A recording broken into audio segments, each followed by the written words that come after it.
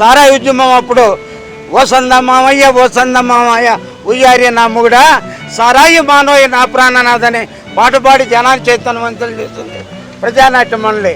పొంగు నడుము చుట్టవే చెల్లెమ్మ కొడవళ్ళు చేపట్టవే అని ప్రజల్ని చైతన్యం చేసింది మా ప్రజానాట్య మండలి.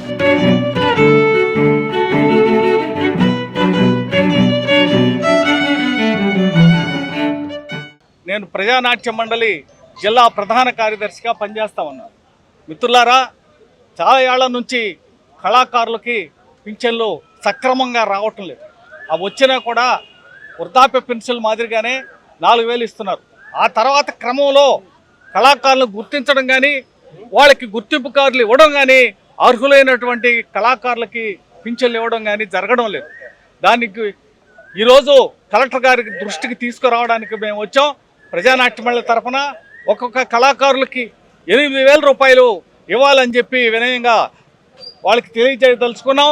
ఇది రాష్ట్ర కమిటీ పిలుపు. ప్రజానాట్య మండలి జిల్లా అధ్యక్షుడిని మా జిల్లా సెక్రటరీ చెప్పాడు.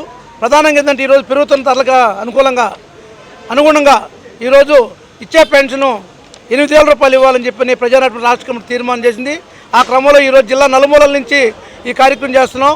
ఎందుకంటే ఏ కార్యక్రమం సక్సెస్ కావాలంటే కళాకారులు లేనిదే ఈరోజు ఏ కార్యక్రమం కూడా ఏ పార్టీకి కూడా వీలు పట్టలేదు. కానీ ఆ కళాకారులు తింటున్నారా, పస్తున్నారా, వాళ్ళ ఆర్థిక పరిస్థితి ఎట్టుంది, వాళ్ళ జీవన విధానం ఎట్టుంది, వాళ్ళు ఏ విధంగా ఇబ్బంది పడుతుందని చెప్పని ఒకరు కూడా పట్టించుకునే పరిస్థితి. కానీ ప్రజానాట్య మండలి ఆ కళాకారుల కోసం పెన్షన్ ఇవ్వమని చెప్పడం, అట్టే పాసులు ఇప్పించడం, కార్యక్రమం పోయి ఏదైనా వేరే ఊర్లో ప్రోగ్రాం పోయి వస్తుంటే పోలీసు వాళ్ళు ఆపడం, ఆటంకం చేయడం, ఏ కేసులు ఉంటే ఆ కేసులు పెట్టడం ఇది జరుగుతుంది. వీటికి వ్యతిరేకంగా ప్రజానాట్య మండలి కృషి చేస్తుంది. పాసులు ఇవ్వాలని అర్హులైన కళాకారులందరికీ పెన్షను 4,000 నుంచి 8,000 ఇచ్చి ప్రోత్సహించి మమ్మల్ని ముందుకు తీసుకెళ్లేదానికి కృషి చేస్తారని చెప్పి ఈ సందర్భంగా తెలియజేస్తున్నాం. ప్రజానాట్య మండలి అనేది కళారూపానికి ఒక ముఖ్యమైన ఎన్నెముక లాంటిది. నేను ఎందుకు అంటున్నానంటే అనేక పాటలు జనానికి సంబంధించిన పాటలు పాడే దాంట్లో, కోలాటాలు వేసే దాంట్లో, జన సమస్య మీద రాజకీయంగా కానీ జనానికి సంబంధించిన దాంట్లో ముఖ్యంగా ప్రజానాట్య మండలి దాదాపు ఒక 70 సంవత్సరాలు పైగా 100 సంవత్సరాల దాకా కృషి చేస్తున్న ప్రజానాట్య మండలి. మేము కోరేది ఏంటంటే, ఒకప్పుడు రామారావు గారు ముఖ్యమంత్రిగా ఉన్నప్పుడు, ఈ జిల్లా కార్యదర్శిగా ఉన్నం బసవయ్య గారు ఉన్నప్పుడు ఆ కళారంగానికి సంబంధించి నాంపల్లి నుంచి పెద్ద ప్రదర్శన పెట్టి కళాకారుల తరఫున ఆ రోజు మేము మాకు పెన్షన్ ఇవ్వాలి సపరేట్గా అని చెప్పి చేయటం జరిగింది. అలాగే అప్పటి నుంచి అనేక రూపాలుగా జరుగుతున్నాయి. కానీ దీని ఒక సామాజిక వ్యవహారంగా చూడటం లేదు ఈ రాజకీయ పార్టీలు. మేము మా కళారంగానికి సంబంధించి కోలాటాలు వేసేవాళ్ళైనా, తప్పిటి కొట్టేవాళ్ళైనా, పాటలు పద్యాలు పాడేవాళ్ళు ఎవరైనా సరే కళారూపానికి సంబంధించిన వాళ్ళకి ఒక ఐడెంటిటీ కార్డు ఇచ్చి 8,000 రూపాయలు పెన్షన్ ఇవ్వాలని మా ప్రధానమైన డిమాండ్. ఈ రోజున్న ముఖ్యమంత్రి కూడా నందమూరి తారక రామారావు గారి అల్లుడు, మా కళారంగానికి సంబంధించిన ముఖ్యమంత్రి అల్లుడు.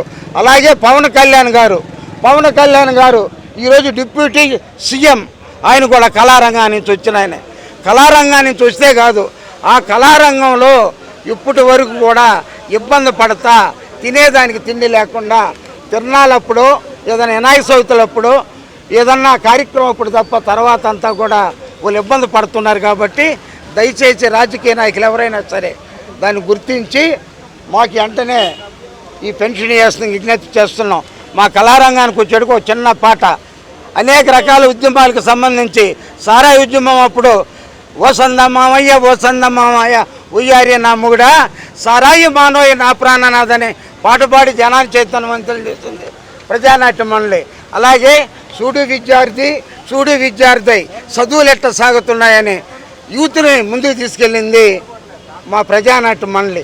అలాగే అనేక రూపాలలో కూడా పొంగు నడుము చుట్టవే చెల్లెమ్మ కొడవళ్ళు చేపట్టవే అని ప్రజల్ని చైతన్యం చేసింది మా ప్రజానాట్య మండలి. దళిత సంఘాల పాటలతో అనేక ఉద్యమాల్లో ముందుండి నడుపుతుంది మా ప్రజానాట్య మండలి. కాబట్టి దయచేసి దీని ఒక అందరికీ సంబంధించిన బాధ్యతగా తీసుకొని చేయాలని మా ప్రజానాట్య మండలి జిల్లా కమిటీ నుండి అందరికీ విజ్ఞప్తి చేస్తున్నాం.